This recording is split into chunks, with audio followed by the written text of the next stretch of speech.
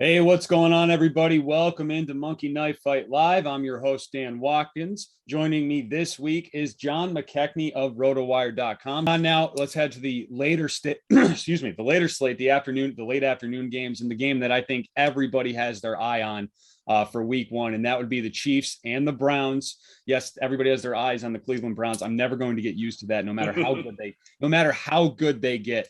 But let's just talk about Patrick Mahomes here. His more or less is 314.5 passing yards against Cleveland last year. So he hit that number in the regular season 8 of 15 times. And then against the Browns in the playoffs in that great divisional round matchup, he finished with just 325. So barely got over that number against that Cleveland defense. And I think a lot of people are really liking this Cleveland defense and this Cleveland Brown team in general.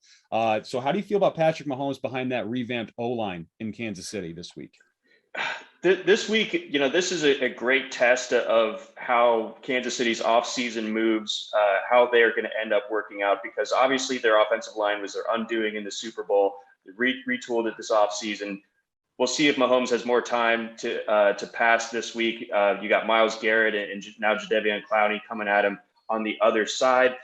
But I think that this is a really complete Browns defense, top to bottom at all three levels. I think they'll be able to do just enough to keep a lid on this Kansas City passing attack, to where I'm sure Mahomes will find a splash play to Kelsey or Hill. No one's denying that, but 314 is, no small sum, even for a guy like Patrick Mahomes. And I think on the other side, when the Browns have the ball, they're going to play a possession control style of offense to try to keep away against Mahomes. So I see Mahomes maybe having less attempts than what would be ideal for him to get to this number. So with that, I will take the less than 314.5 when it comes to Mahomes. Awesome. And I just want to let everybody know. So with the featured more or less here in this contest, you can win 3 times your buy-in. And these are 2 awesome guys to talk about here in this contest. You got Patrick Mahomes, and then you have the reigning MVP, Aaron Rodgers, going against the New Orleans Saints without Drew Brees. Not that matters, but it does matter a little bit because we don't know what Jameis is going to do and what kind of game that Green Bay is going to have to play here to when they take on the Saints Sunday in Jacksonville. Once again, we have to talk about Jacksonville because the Saints are playing in Jacksonville. They're the Jacksonville Saints this week. But Aaron Rodgers' more or less number is 280.5 against New Orleans. Last year, Rodgers hit it in 10. All right. So Rodgers hit that 280.5 in 10 of 16 games in the regular season, then both playoff games with the Packers. But he finished with just 283 last September in New Orleans in the Superdome. How do you feel about the reigning MVP against the Saints in Jacksonville? Yeah, this one is really tricky for me to figure out. I think that this one really could go both ways, hence why that's the number that it landed on.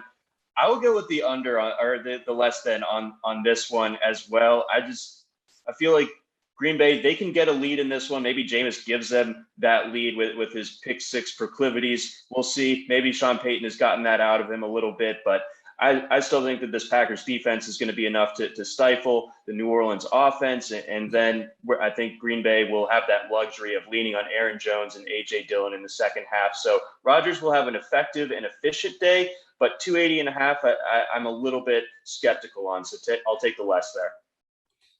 All right. I think I'm going to go with the more just because I think Rodgers is going to try to light the world on fire this year and get out of Green Bay any way that he can. And the only way he can do that, I think, is by just absolutely balling out, because he's about to be, I think, 30. He's either 38 or 39 after the year. So you got to show that he can still do it. And then moving on, Sunday Night Football, you got 2 new quarterbacks, same faces, new places, all that kind of thing. You got Matt Stafford heading out to LA this offseason to play with the Rams and Sean McVay. 275.5 for Stafford. He hit that in 7 of 16 games last year with Detroit. One game, though, he finished with just 276, so he's right there on that number, a little less than half the time. But both games against the Bears, he balled out, finished with 297 in one of them and then 402 in the other. So he does know this defense very well, and he's got some brand new toys to play with in this LA offense. How do you feel about Matt Stafford in his first game in LA? Yeah, this is a tricky one because Stafford has that really good history against the Bears, but McVay, and his offense hasn't necessarily been able to solve the Bears defense in recent years. Although Vic Fangio, of course, now in Denver and has been for a little bit. So we'll see how much of a factor that plays in. It's still a strong nucleus defensively for Chicago nonetheless, but I think Stafford, just his skill set unlocks so many new things for this Rams offense that they couldn't quite do with Jared Goff. You got Robert Woods, you got Cooper Kupp. The backfield there is so suspect to where you got to figure that we're going to see Stafford dropping back a lot on Sunday night. And I think that all is going to lead to him going with more than 275.5 passing yards in this one. And then on the other side, you got Andy Dalton. Low number here, 205.5. We don't really know what to expect other than the Bears have just been absolutely cursed at quarterback. They might have the savior waiting in the wings with Justin Fields, but Andy Dalton, 205.5, more or less. I'm just looking at his game log from last year. He hit that 1, 2. He actually hit it in about half of his starts. It looks like about 5 of 10.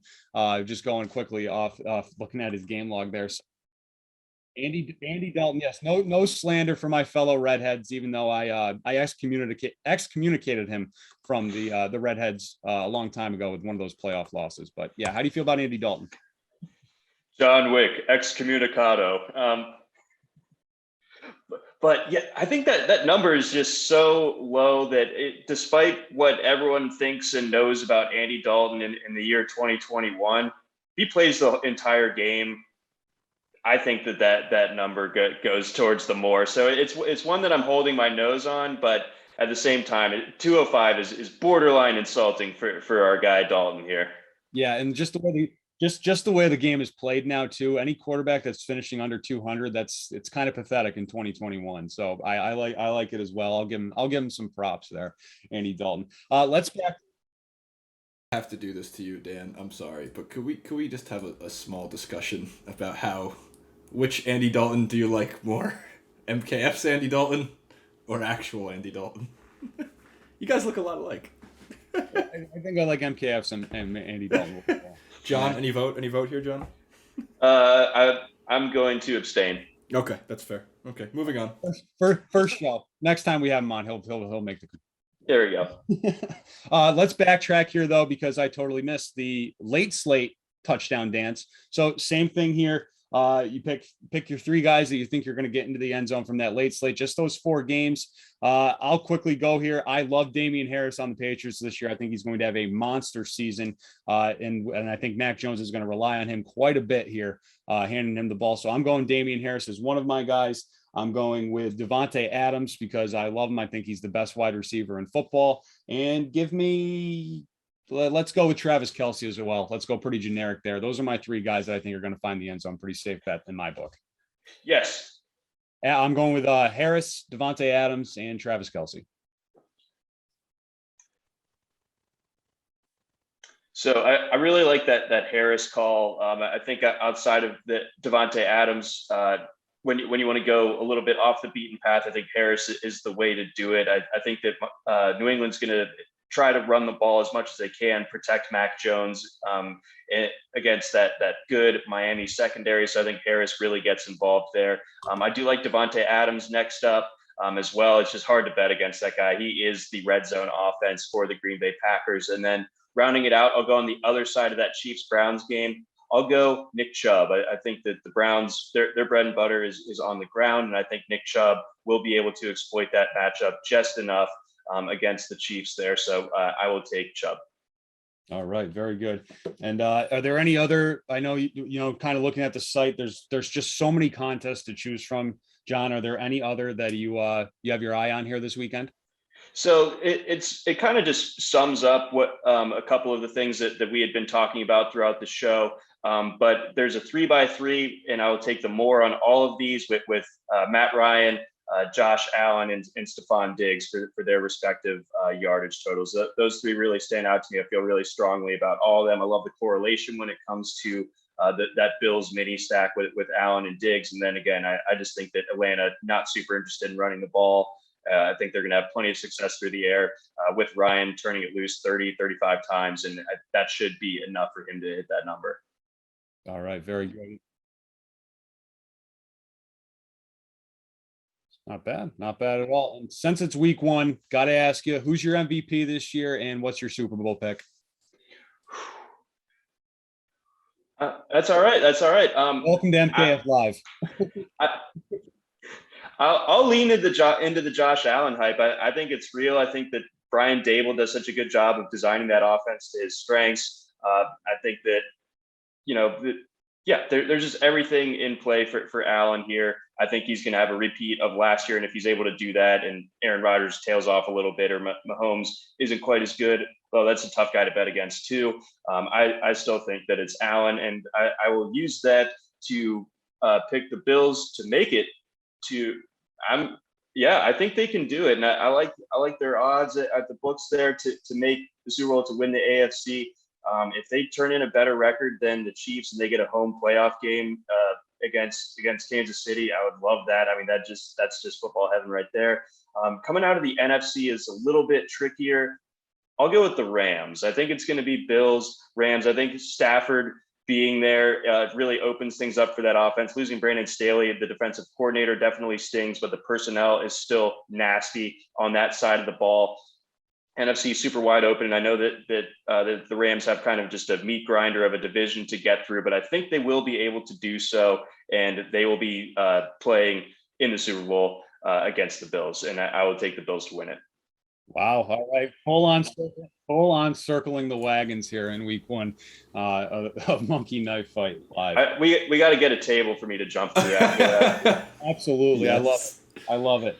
For me, after watching Dak Prescott on Thursday Night Football in that offense, I'm going with Dak to be the MVP this year. I think he's going to have a monster year in Dallas. He was on pace. I heard Collinsworth bring this up on the broadcast. He was on pace for 6,700 yards last year before he got hurt, and he looked like he's picking up right where he left off. So if he stays healthy, I like Dak to be the MVP. And then my Super Bowl pick, I'm taking the Bills in the AFC. I don't like doing that at all, just because at the end of the day, I think they're still going to be Buffalo, and I think Josh Allen has a little bit of that brain. But I think we're going to see that in the Super Bowl, and just because because as a New England fan I just think we're going to get tortured here by Tom after he left, and I think Tom's going to win back-to-back in Tampa. God. Be the first guy to do it since Tom. It would be the first since Tom. Yeah, New England. Tom can do it. It's Tom Brady's world, and we're all just living in it. That's facts. So, with that, John, thank you very much for joining us this week on MKF Live. Hope to do it again soon. Maybe talk a little college football with you as well. Guys, don't forget to hit that subscribe button, and good luck this weekend. Let's win some money. Awesome. Appreciate it. Thanks.